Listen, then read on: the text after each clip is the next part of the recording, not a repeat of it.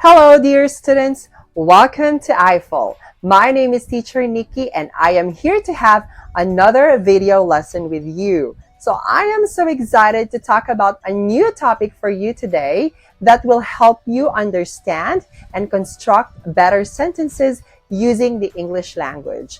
I know that these lessons will be very helpful for you to communicate using the English language that are grammatically correct and properly constructed, considering that we will be talking about some grammar topics. So I want you to concentrate on our lesson today, pay attention to our sample sentences, and please practice them very well even after the class. So let's go ahead and start our lesson.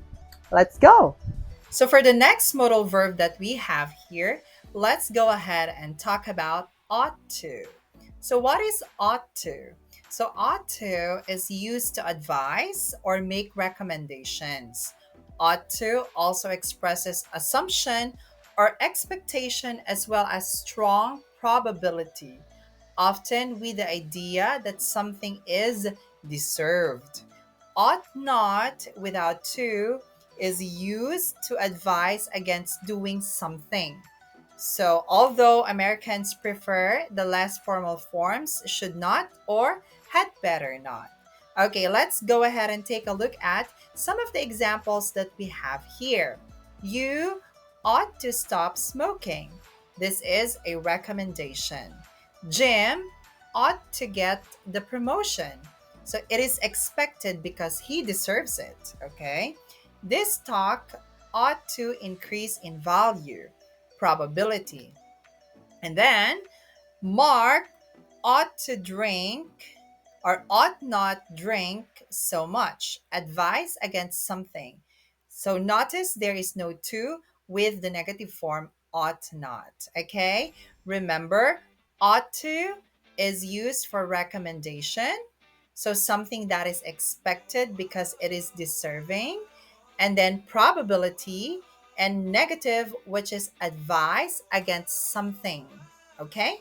So I want you to please think of your own examples for these four usages here. So for that, let's go ahead and study this table here for us to actually know the different forms in different tenses. So ought to for recommendation and advice. For the present, we just use ought to. Example, Margaret ought to exercise more. For the negative form, we just use ought not. Margaret ought not exercise too much. It might cause injury. So for the past tense, we use ought to have and then your verb pp. So Margaret ought to have exercised more so she would be better prepared for the marathon. Negative, ought not have. Okay, Margaret ought not have run the marathon. She wasn't in good shape. Okay, and for the future, we just use ought to. So Margaret ought to come to the fitness center with us. Okay, for negative, we just use ought not. Margaret ought not stay at home in front of the TV. She should go to the fitness center with us. Okay, so in this case, you can replace ought to for recommendation and advice with should. All right. For the next one, we also use ought to for assumption, expectation, and probability. Okay, so let's take a look at the examples here. For the present form, she ought to have the package by now. Okay, so now for the past, she ought to have received the package yesterday. And for the future, she ought to receive the package tonight. So as you can see for present and future, you just use the present and future time expressions to emphasize more of its tense. For the past, we use ought to have plus the verb in PP form. So ought not is used primarily to express negative recommendation, not assumption, not expectation, and not probability.